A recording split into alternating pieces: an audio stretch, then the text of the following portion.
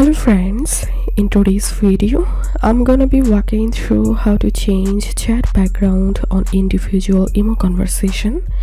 But before getting started this video, make sure to subscribe. How to do it: so open the individual chat or conversation and now tap on this three dot icon to the right hand corner and tap on wallpaper, and now you can select any solid color from this list. Also, you can visit emo library by tapping on emo library,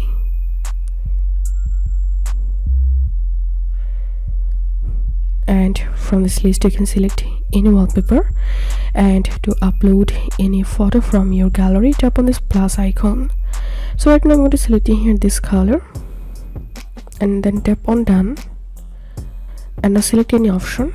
I'm going to select here set for everyone. So that's how you can do it. If this video helped you, give a thumbs up and please consider subscribe to how to do it. Thank you for watching.